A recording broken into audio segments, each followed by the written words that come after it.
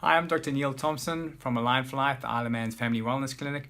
And today I wanted to summarize a huge debate that went on last night at the Manx Museum Theatre, where I was privileged enough to be invited to. And it was on statins, cure or curse.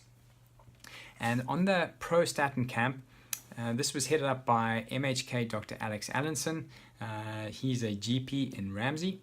And the Against Statin camp was headed up by Courtney Heading, who was former innovative healthcare consultant to the Isle of Man government.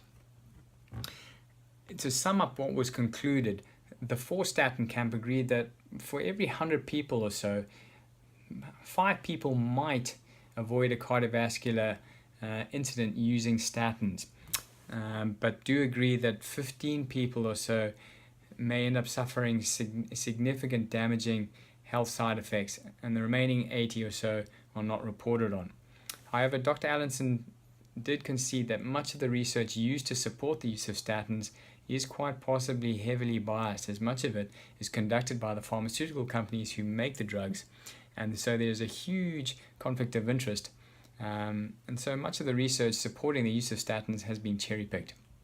The Against Statin camp were able to produce overwhelming evidence for the damaging effects of statins and pointed out that there are now hundreds of studies and pieces of research that show that there is no correlation with high cholesterol and increased heart disease. But instead there is now growing evidence that people over the age of 40 who have higher cholesterol live longer, as confirmed by the huge Japan study that was only recently published.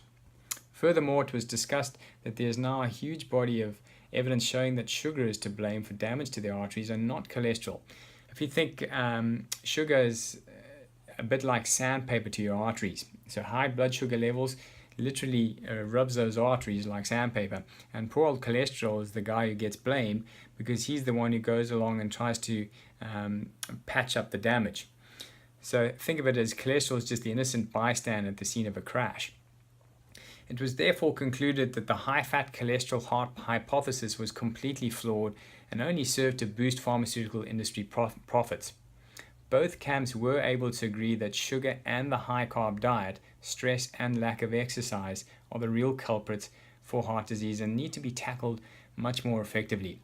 And so my challenge to the Isle of Man government is, what incentives is the government giving to the public to start really trying to incorporate healthy lifestyle choices? Because at the moment there's huge obstacles towards people truly starting to get healthy by following wellness principles. Simply because if you try and attend a clinic or go to a wellness clinic, you end up having to pay out of pocket because these are all private clinics. And the alternative is you can go to your GP for free, and he will often be able to then just prescribe some form of medication for free in many cases if you meet certain criteria. So there's this huge bias simply because people will naturally gravitate to whatever is easier, quicker and cheaper. And everyone's inherently hoping for the magic health pill, but they just don't exist, and we need to really start to be educated as a society on that. And so much stronger initiatives need to be put in place to push people towards wellness based principles, wellness clinics and wellness education and information.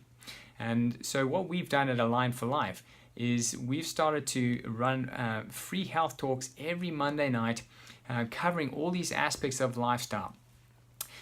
So we will go through step by step and show you exactly how you need to eat, exactly the kind of diet that you need to start putting in place, and show you how to make it happen in a reality. What kind of exercise to start doing, the different exercise regimes, and customize it for people. And also we will go into how to manage your stress and improving your nervous system function, which ultimately controls everything in the body. So if you want to improve your body's healing capabilities and repairing capabilities, this is also something that needs to be addressed. And so we'll go through each of these topics, and we'll talk to people and explain how that they can do that through step-by-step programs. But we do recognize that it's very important before a person considers coming off statins to add health first. Please don't just suddenly go cold turkey and try and come off your statins. That could be very, very dangerous. You must work with your GP in trying to come off them. There is a science to deprescribing. So remember, add health first, then slowly transition off the statins, but work with your GP to do that.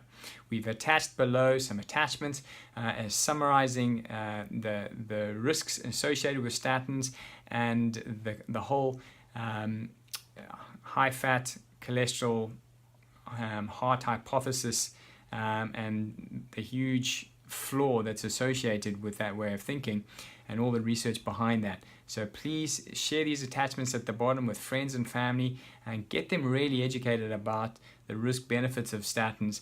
And I'll check you next time at Tuesday's Top Tip for Health. Catch you then. Bye now.